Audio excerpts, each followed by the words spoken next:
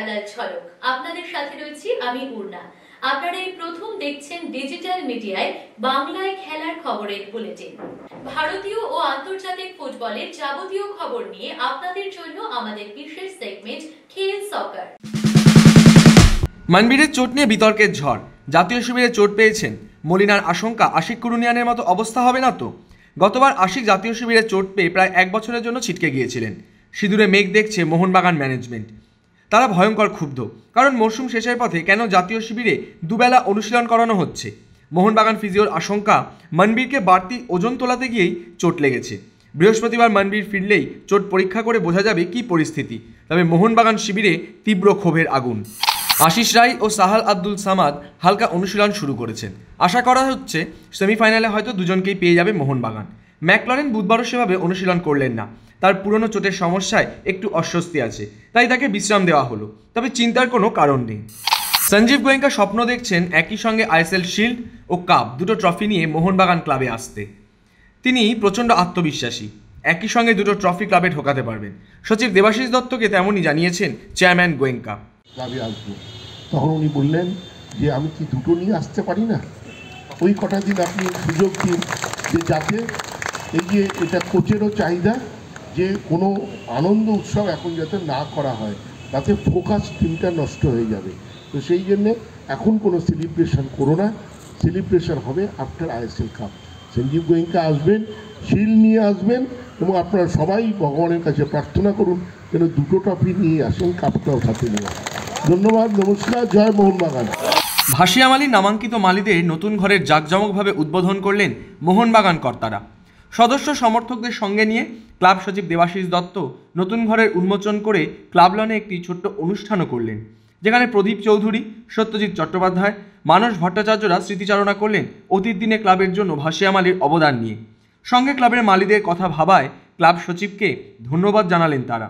আর সচিব দেবাশিস দত্ত বলছেন তাদের কমিটির একটা বড় সাফল্য এই মালিদের থাকার ব্যবস্থা সুন্দর করে দেওয়া। অন্যতম সেরা কাজ এটা, এবং আমাদের এই কমিটি অনেক কাজ করেছে, অনেক, কিন্তু আমি মনে করি এটা অন্যতম সেরা কাজ। 1911 মূর্তি, এটিকে নাম সরানো, এবং এইটাকে আমি 3টি কাজকেই আমি এক মাত্রায় রাখতে পারি।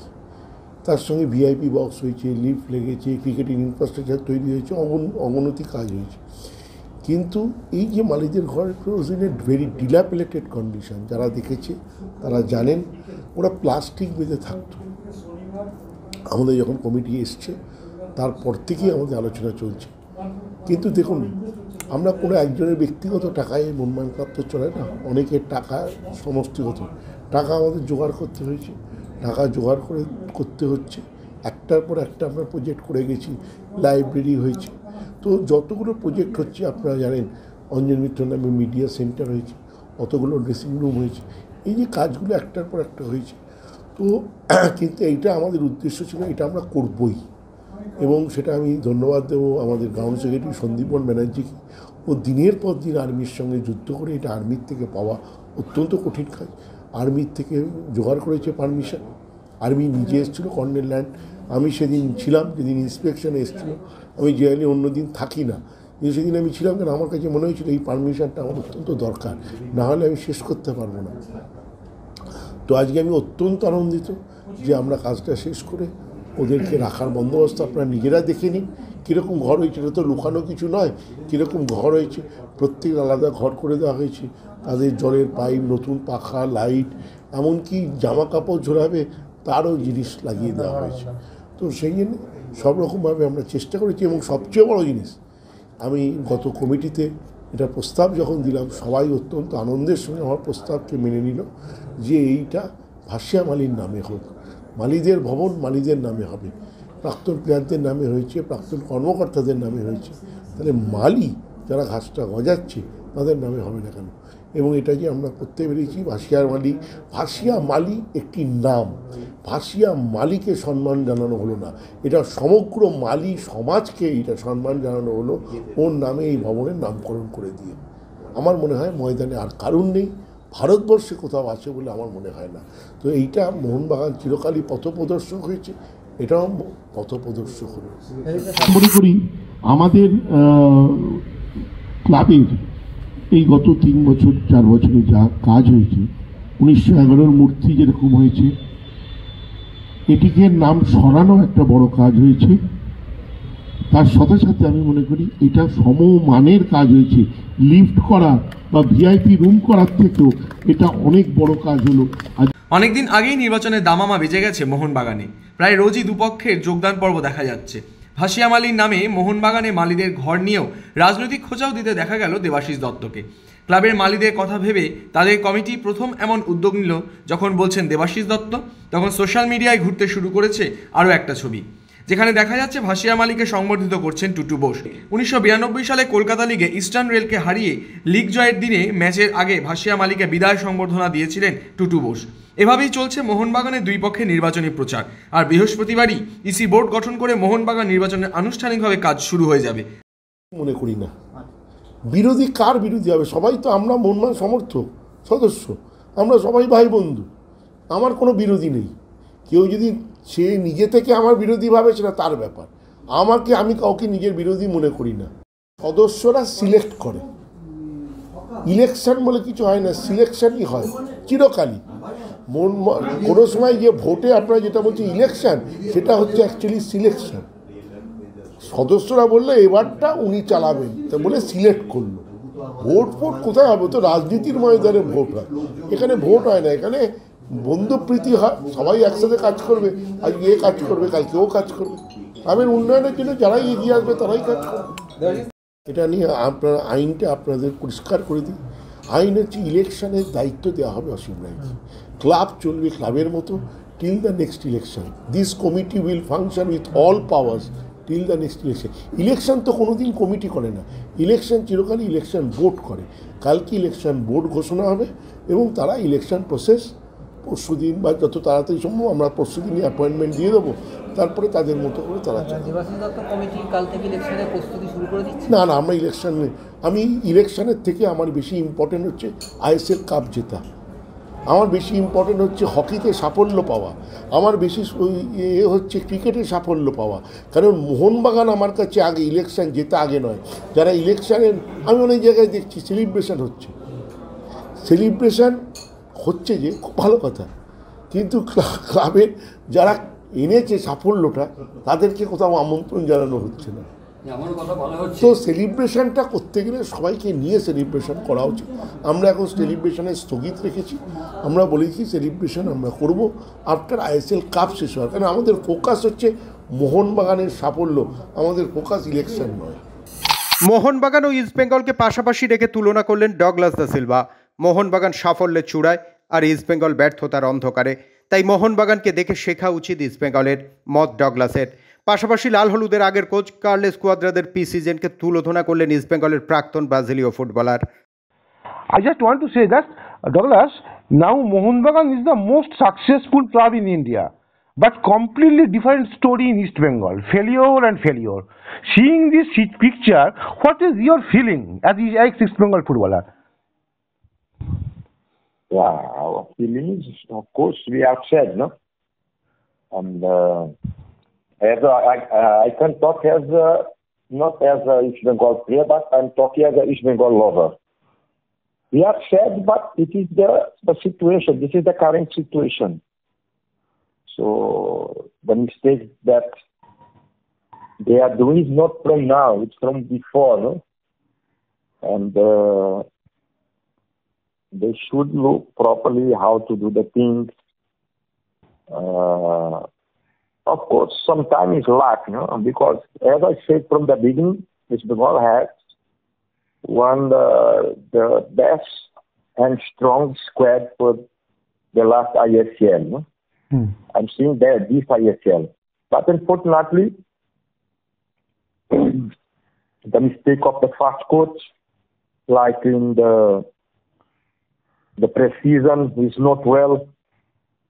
When the pre-season is not done properly, from the half of the season, the full squad will suffer about that. That was happened with East Bengal in this season. No? Unfortunately, the pre-season was not up to the mark, and from the half of the season, lots of players got injury, And we should not forget East Bengal has played against referees also. It was one of the main factors. Opposes the mistakes that the referee has done against East Bengal.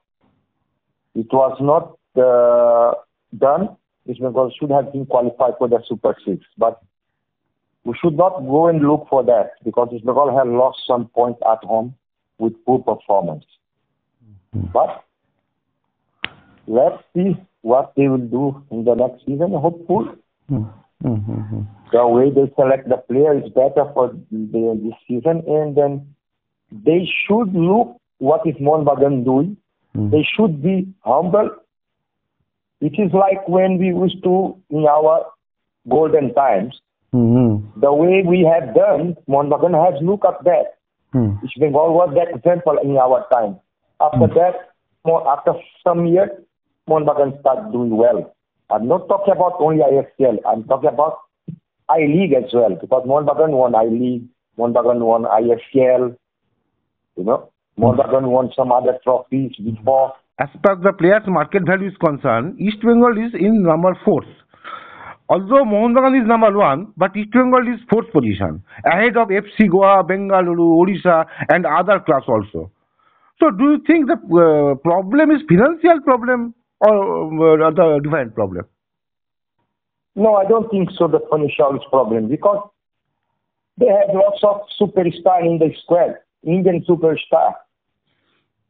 So if they had no financial condition, how they could sign them? They have good foreigners also, but not all. That's what I'm saying. The main factor is that.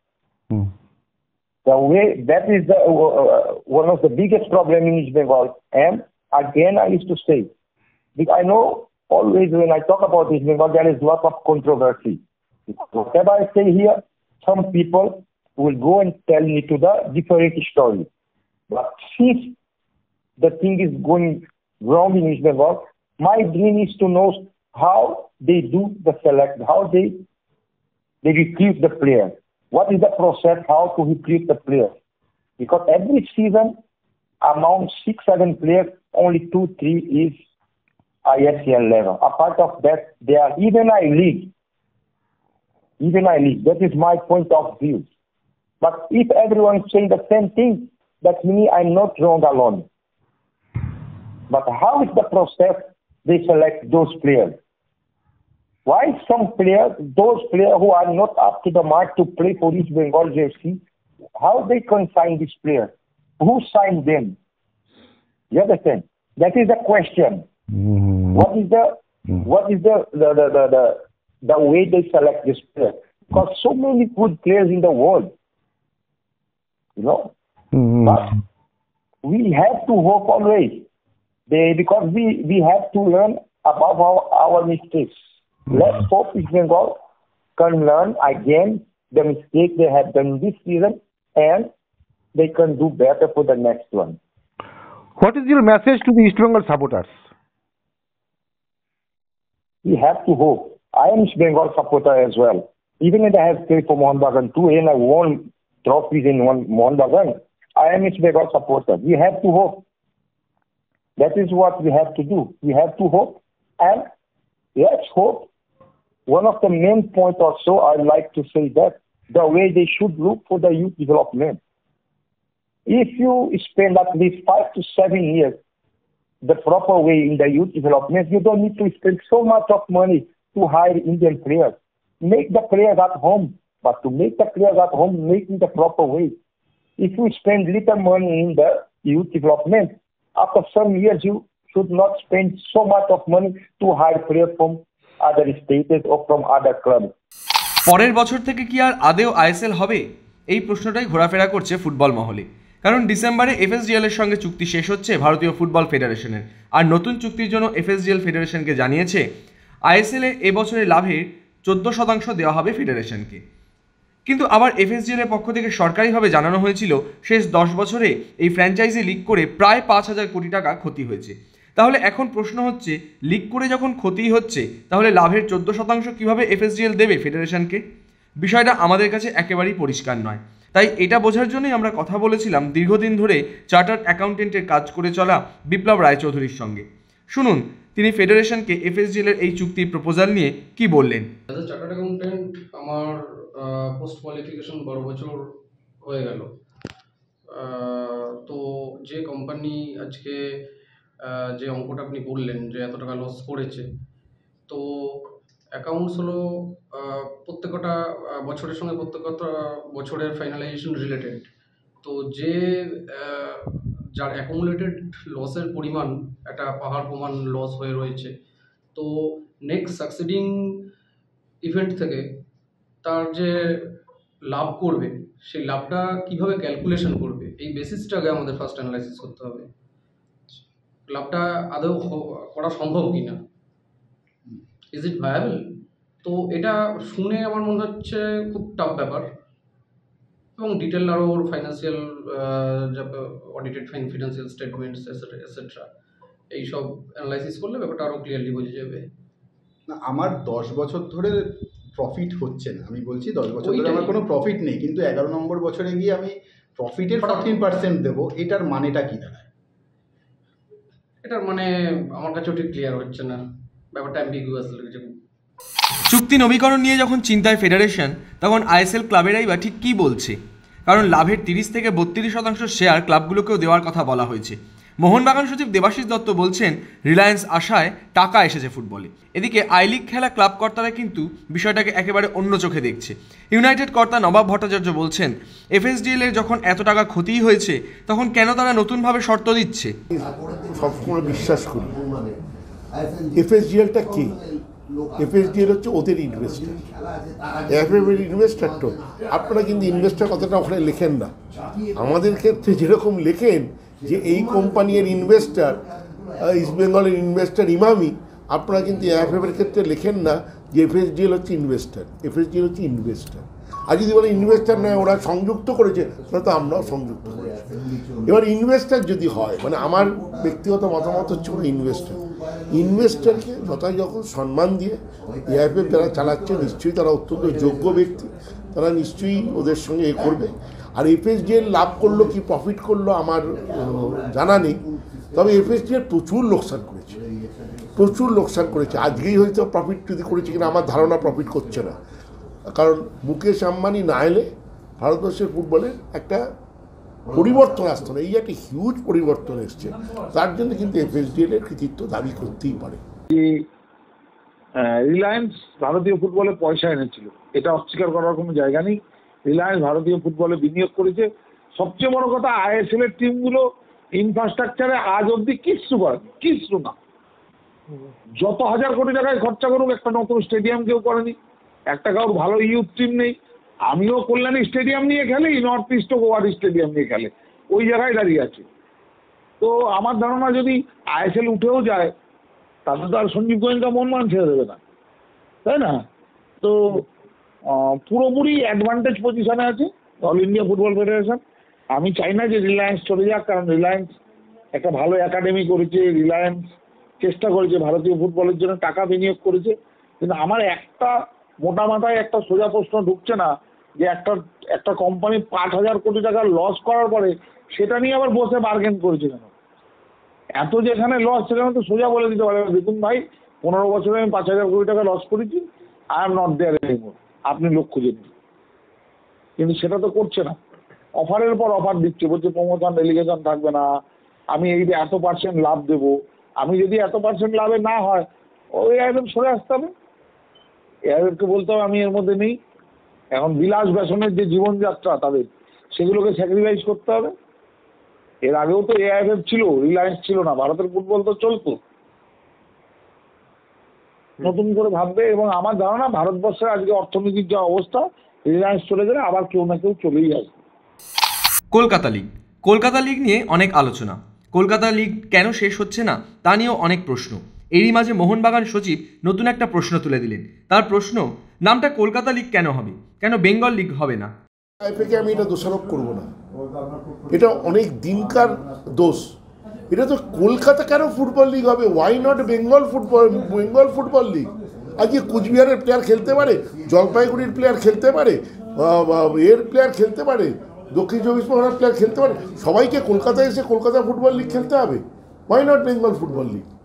এটা শুধু IFA এখনকার বর্তমান সচিবকে আপনি দোষারোপ করবেন তা নয়, কেউ কোনোদিন ভাবেইনি। যা হোক করে কলকাতা লিগটা চালিয়ে দাও, এইখানে 20টা ডিভিশন হয়ে যাচ্ছে, 100টা ক্লাব খেলছে, এটাকে ছড়িয়ে দাও। দুর্গাপুরে নেই, আসানসোলে নেই, তারা খেলবে না? বীরভূম নেই, তারা খেলবে না? উত্তর দিনাজপুর, দক্ষিণ দিনাজপুর, তারা খেলবে না?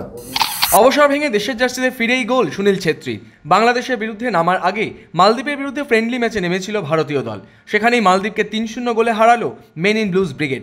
দেশের জার্সিতে ফেরা শুধু নয়, এদিন অধিনায়কের আর্মব্যান্ড পরেই মাঠে নেমেছিলেন সুনীল। ম্যাচের 34 মিনিটে রাহুল ভেকের গোলে এগিয়ে যায় ভারত। বিরতির পর ব্যবধান বাড়ান লিস্টান কোলাসো। তবে এদিন সকলের নজর কিন্তু ছিল সুনীল ছেত্রীর দিকেই। ম্যাচের বয়স যখন 76 মিনিট, সুনীল ছেত্রীর গোল, সেই সঙ্গে ভারতের জয়ও নিশ্চিত। বাংলাদেশ ম্যাচের আগে সুনীলের এই পারফরমেন্স যে মানোলো মার্কুয়েজকে অনেকটাই স্বস্তি দেবে তা বলাই বাহুল্য।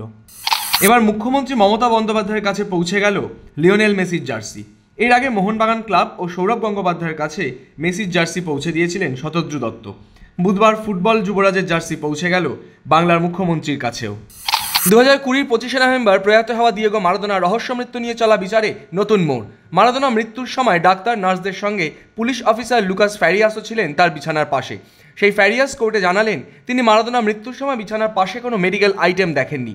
মারাদোনা মৃত্যু রহস্যের বিচারে ইতিমধ্যে একজন নিউরোসার্জন, একজন মনোবিদ, একজন কর্তব্যরত নার্স, একজন সাইকোলজিস্ট অভিযুক্ত হয়ে আছেন রোগীকে গাফিলতি করার অপরাধে। ইউএফা নেশন লিগ কোয়ার্টার ফাইনালের প্রথম লেগে বৃহস্পতিবার রাতে নেদারল্যান্ডসের মাঠে খেলতে নামবে স্পেন, নিজেদের মাঠে ফিরতি লেগ রোববার রাতে। এই ম্যাচ দুটি খেলতেই গত সোমবার জাতীয় দলে যোগ দিয়েছেন বার্সার 17 বছর বয়সী উইঙ্গার লামিনে ইয়ামাল। এমনকি সতীর্থদের সঙ্গে অনুশীলনও শুরু করে দিয়েছেন এই তারকা ফুটবলার। যুক্তরাষ্ট্রের পেশাদার বক্সার লোগান পলের পানীয় ব্র্যান্ড প্রাইম এবং আর্জেন্টাইন তারকা লিওনেল মেসির পানীয় ব্র্যান্ড মাৎসের মধ্যে বেশ কয়েক মাস ধরেই ব্যবসায়িক জটিলতা তৈরি হয়েছে, এমনকি তা আদালত পর্যন্ত গড়িয়েছে। তার ওই পরিপ্রেক্ষিতে গত মাসে সোশ্যাল সাইটে একটি ভিডিও পোস্ট করে পল জানিয়েছিলেন বক্সিংয়ের রিংয়ে মেসি তার সঙ্গে লড়াই করলে আদালত থেকে মামলা তুলে নেবেন তিনি। এবার লোগানের সেই কথারই প্রত্যুত্তর দিলেন মেসির বডিগার্ড ইয়াসিন চুকো। সোশ্যাল মিডিয়ায় ছড়িয়ে পড়া একটি ভিডিওতে দেখা যাচ্ছে তিনি বলেছেন, লোগান পল যদি সত্যিই লড়তে চান তবে মেসি নয়, আমার সঙ্গে লড়তে পারেন। বিশ্বজুড়ে 22 গজের নানান রকম খবর, ক্রিকেটের সেই সমস্ত খবর নিয়ে আমাদের বিশেষ সেগমেন্ট লীগ ছক্কা।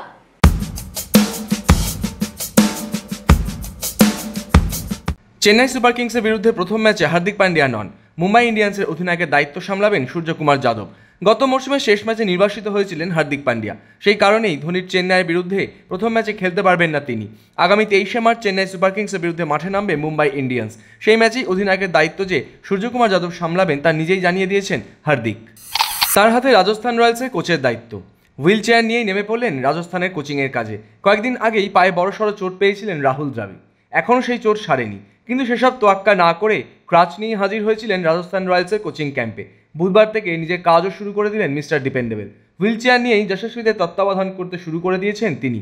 তার কোচিংয়ে ভারত টি-20 বিশ্বকাপ জিতেছে। এবার রাজস্থান রয়্যালসও সাফল্যের মুখ দেখে কিনা সেটাই দেখার। বিরাট কোহলি ক্ষোভ উগড়ে দিলেও নিজেদের অবস্থান থেকে সরবে না বিসিসিআই। বিদেশ সফরে ভারতীয় ক্রিকেটারদের সঙ্গে পরিবারের সদস্যদের থাকা নিয়ে বেশ কিছু কঠিন সিদ্ধান্ত নেওয়া হয়েছে, সময় বেঁধে দেওয়া হয়েছে, কিন্তু এই সিদ্ধান্ত মানার ক্ষেত্রেই ক্ষোভ উগড়ে দিয়েছিলেন বিরাট। পরিবারের সদস্যদের ক্রিকেটারদের সঙ্গে থাকার পক্ষেই কার্যত সওয়াল করেছিলেন তিনি। এই নিয়েই শুরু হয়েছিল জোর জল্পনা। তবে বোর্ড যে নিজেদের সিদ্ধান্ত থেকে সরবে না তা স্পষ্ট। বিসিসিআই সচিব দেবজিৎ সাইকিয়া জানিয়ে দিয়েছেন যে কোনো মতেই বিদেশের সফরের যে নিয়ম তৈরি করা হয়েছে তা বদলানো হবে না। সৌদি আরবে ক্রিকেটের গ্র্যান্ড স্ল্যাম নিয়ে আলোড়ন কম হচ্ছে না। সৌদি আরবের এসআরজে স্পোর্টস ইনভেস্টমেন্ট কোম্পানি 500 মিলিয়ন বিনিয়োগ করার প্রতিশ্রুতি দিয়েছে এই নতুন লিগকে সফল করার জন্য। কিন্তু লিগ শেষ পর্যন্ত হবে তো? কারণ আপত্তি জানিয়েছে ইসিবি, তার সঙ্গে ক্রিকেট অস্ট্রেলিয়াও। জানা গেছে বিসিসিআই এরও সম্মতি নেই এই লিগে। 3টি দেশেরই ক্রিকেট বোর্ডের অসম্মত হওয়ায় মূল কারণ নতুন লিগের সময় আর সূচি। 3 দেশের ক্রিকেট বোর্ডই আসলে নিজেদের টি-20 লিগকে বাঁচাতে চাইছে। ফুটবল ক্রিকেটের বাইরেও খেলার দুনিয়ায় রয়েছে আরো নানা রকমের খবর, আর সেই সব খেলার খবর নিয়ে আমাদের বিশেষ সেগমেন্ট উইং প্লে।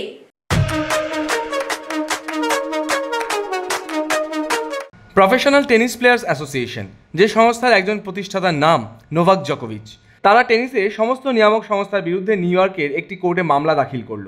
এটিপি, ডাব্লিউটিপি এবং আন্তর্জাতিক টেনিস ফেডারেশনের বিরুদ্ধে। তাদের অভিযোগ, টেনিস খেলোয়াড়রা প্রাপ্য অর্থমূল্য থেকে বঞ্চিত হচ্ছেন এবং আন্তর্জাতিক টেনিস ক্রীড়াসূচি খেলোয়াড়দের ওপর প্রচণ্ড চাপ তৈরি করছে। এটিপি অবশ্য অভিযোগ উড়িয়ে দিয়েছে। একবার ভাবুন তো, ম্যারাথনে আপনি দৌড়চ্ছেন, আপনার পাশে দৌড়চ্ছে মানুষের মতোই দৈহিক গড়নের অনেকগুলো রোবট এবং তারা আপনার প্রতিদ্বন্দ্বীও। ব্যাপারটা এতদিন কাল্পনিক ও বিস্ময়কর মনে হলেও কয়েক সপ্তাহ পর তা বাস্তবে রূপ নিতে চলেছে। চীনের রাজধানী বেজিংয়ে আগামী 13ই এপ্রিল হবে হাফ ম্যারাথন, 21.09 কিলোমিটারের দৌড় প্রতিযোগিতা। সেখানে মানুষের সঙ্গে দৌড়বে রোবটও। বিশ্বে এটিই প্রথম মানুষ ও রোবটের একসঙ্গে ম্যারাথন প্রতিযোগিতা হতে চলেছে। খেলার দুনিয়ায় শোনা যায় নানা রকমের মন্তব্য, আর সেই সব মন্তব্যের কোলাজ নিয়ে আমাদের বিশেষ সেগমেন্ট থ্রো ইন। রোহিতের সঙ্গে কে ওপেন করবে আমি এখনই এটা বলতে চাই না। দলের যেটা প্রয়োজন হবে সেই সিদ্ধান্তটাই নেওয়া হবে। আর আমাকে যে পজিশনেই ব্যাট করতে পাঠানো হোক, আমি দলের হয়ে ভালো খেলার চেষ্টা করেছি আর সেটাই করব। ক্রিকেটারদের সমালোচনা পাকিস্তানে খুবই সাধারণ বিষয়। এই দলে অনেক তরুণ ক্রিকেটার রয়েছে, ওদের সময় দিতে হবে। বাকি দলগুলোকে দেখুন, তরুণদের সময় দেয়া হয়, স্বাধীনতা দেয়া হয়। প্যারালাল ঝলক আজ এ পর্যন্তই। খেলার দুনিয়ার সেরা প্যাকেজ নিয়ে দেখতে থাকুন প্যারালাল ঝলক প্রতিদিন রাত 10টায়।